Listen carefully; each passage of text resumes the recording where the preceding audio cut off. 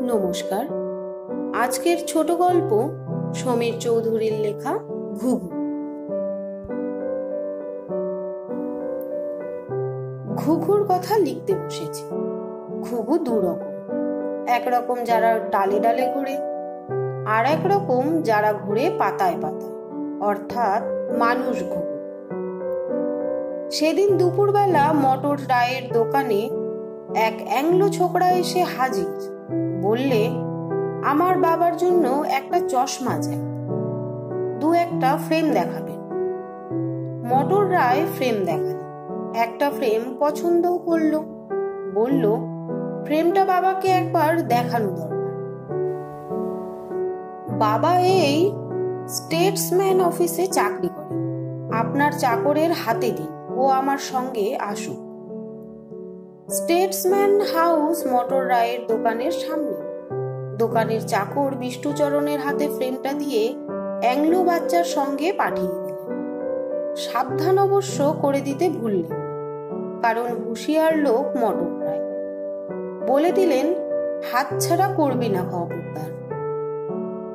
কিন্তু আধ ঘন্টা বাদে বিষ্ণুচরণ খালি হাতেই ফিরে এলেন। সাহেব নাকি তাকে একটা মস্ত কাচের দরজার সামনে দাঁড় করিয়ে সেই যে ভেতরে ঢুকেছে আর বেরোয়নি। ব্রজেন রায় বললেন, কাজটা তোমার ভুলই হয়েছে মটর। ও বেটা খাস আমদানি উড়িষ্যার এক গন্ডগ্রাম থেকে। স্টেটসম্যান হাউসের মতো বাড়ি আর সাহেব টাহেব দেখে হকচকিয়ে যাবে, এ তো জানা কথাই। মটর রায়ের মেজাজটা এমনি সর্বদা বেসুরো মাতালা হারমোনিয়ামের মতো। ব্রজেন রায়ের উপদেশ শুনে আরো খোঁজে টম। বললেন, এখন আর উপদেশ মারতে হবে না, চুপ করুন। যখন নিয়ে গেল তখন কোথায় ছিলেন? এই অ্যাংলোর বাচ্চা এক জাতের ঘুঘু। ইংরেজিতে এদেরই নাম 420। ঘুঘুর পাল্লায় পড়েনি এমন লোক কমই আছে। যেখানে সেখানে এনাদের ঘুঘু ঘুরেছে সর্বদাই, এবং বহু ঘোরের লোকও এদের হাত থেকে নিস্তার পায় না। তপন সেবার বিএসসি পাশ করে দিনকতক চাকরির জন্য হামলা চালিয়েছিল অফিসে দপ্তরে। ছোকরার বুদ্ধি নেই তা নয়, তবে খাস পশ্চিমে প্রায় 14 বছর কাটানোয় মাথায় বোধহয় কিঞ্চিত শ্যাওলা জমেছিল। অবশ্য ইদানিং কলকাতার জল হাওয়ায় মাথা খুলে গেছে, অম্বল ধরেছে, মাথা তো খুলবেই। সকালবেলা উঠে প্রতিদিন চা এবং খবরের কাগজের কর্মখালি একসঙ্গে গিলত সে। সেদিনকার কাগজে একটা বিজ্ঞাপন বেরিয়েছিল। Bengal national chemical industries India লিমিটেডে অফিসার, কেরানি, কেমিস্ট ইত্যাদি বহু লোক চাই, মাইনে ভালোই। তপন দরখাস্ত ছেড়ে দিল। 3 দিন বাদে জবাব এলো, দেখা করতে হবে সামনের শনিবার বেলা 1:30 থেকে 2টোর মধ্যে। মটর রায় বললেন, এ চাকরিটা তোর লেগে, বুঝলি তপন, তা নইলে এত তাড়াতাড়ি কখনো জবাব দেয়? শনিবার তপন সেজেগুজে দস্তুর মতন স্যুট চাপিয়ে মটর রায়ের টাইটা ধার করে ঝুলিয়ে বেরিয়ে পড়ল। ম্যাঙ্গো লেনে অফিস। একতলায় একটা ফার্নিচারের দোকান, দোতলায় একখানা বড় ঘর, বহু লোক বসে আছে। একদিকে পার্টিশনের ওপাশে 2-3 জন লোক কাজ করে। বাইরে চাপরাশি অপেক্ষা করছে।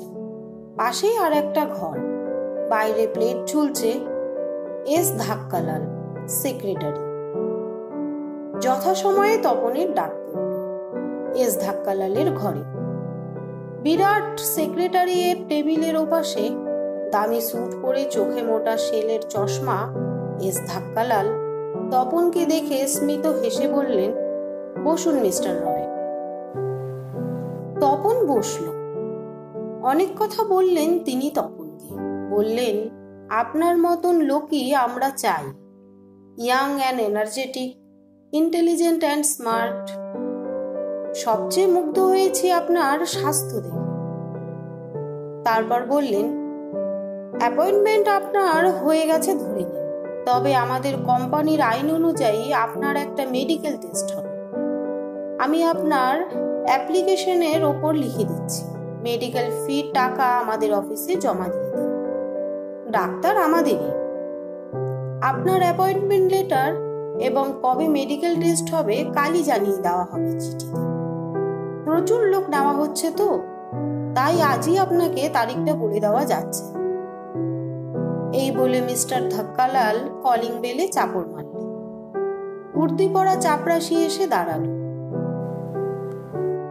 সাহাবকো অফিস মে লে যাও, বললেন মিস্টার ধাক্কালাল। পাশের ঘরে সেই পার্টিশনের মধ্যে গিয়ে তপন টাকা জমা দিল, রসিদ নিল। 2 দিন পরই অ্যাপয়েন্টমেন্ট লেটার এবং মেডিকেল টেস্টের তারিখ সে পেয়ে গেল। 7 দিন পরেই মেডিকেল টেস্ট। 7 দিন পরে ম্যাঙ্গো লেনের অফিসে হাজির হলো তপন 1 ঘন্টা আগেই হাজির হলো। দেখলো ম্যাঙ্গো লেনের অফিসের সামনে বিরাট ভিড় আর ভয়ঙ্কর গোলমাল, চিৎকার, পুলিশ পল্টন উপস্থিত। বেঙ্গল ন্যাশনাল কেমিক্যাল ইন্ডাস্ট্রিজের ঘরে এক মস্ত তালা ঝুলছে। একতলায় ফার্নিচারওয়ালার কাছ থেকে যেটুকু খবর সংগ্রহ হলো তাতে জানা গেল অফিসের যেসব ফার্নিচার তা এদের কাছ থেকে ভাড়া নেওয়া। অবশ্য মাত্র 15 দিনের ভাড়া আগাম পেয়েছিল তারা। সকালে তাদের লেটার বক্স থেকে একটা চাবি পাওয়া গেছে, সঙ্গে একটা চিঠি। আপনাদের ফার্নিচারের জন্য ধন্যবাদ, চাবি রইল। ঘর খুলে আপনাদের ফার্নিচার বের করে নেবেন, আমাদের কাজ ফুরিয়েছে। ভিড়ের মধ্যে চাপরাশি 2 জন এবং কেরানি 2 জন যারা টাকা জমা নিয়েছিল তাদেরও দেখা পাওয়া গেল। বিনা মাইনেতে দিন কতক চাকরি করে নিয়েছে এরা এই দুর্দিনে, এটাই ওদের সান্ত্বনা। ঘুঘু ধাক্কালাল ফুরুত করে সরে পড়েছে। ম্যাঙ্গো লেন থেকে ফিরে এসে মুখখানা ছাঁচি কুমড়োর মতন ফ্যাকাশে করে মটর রায়ের দোকানে একটা চেয়ার টেনে বসল তখন। সব শুনে ব্রজেন রায় বললেন, আমার কিন্তু ওই 8 টাকা ফি শুনে কেমন খটকা লেগেছিল। এই ব্যাপারে মটর রায় মুখখানা অস্বাভাবিক রকম বিকৃতি করে বসেছিলেন। ব্রজেন রায়ের কথা শুনে এক ধমক মারলেন, বললেন, বাজে ফ্যাচ ফ্যাচ করবেন না তো, চুপ করুন। মিস্টার বর্মন এতক্ষণ কোচের মধ্যে সেদিয়েছিলেন, এবার মাথা চারা দিয়ে উঠলেন, বললেন, ওহ কি ব্রেন মাইরি, দেখুন একবার কি সাহস শালার। তারপর বললেন, পালিয়ে গেল, নইলে শালাকে পুলিশ দিয়ে এমন ঠ্যাঙাতুম, শালা জানে না কার সঙ্গে লেগেছে। মিস্টার বর্মনের কথা শুনে সকলে না হেসে থাকতে পারল না।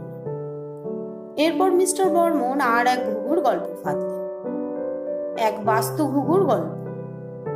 গুলনগরের যুবরাজ এসে উঠলেন কলকাতায় এক মস্ত হোটেলে। হোটেলের এক সেরা কামরা বেছে দিলেন ম্যানেজার।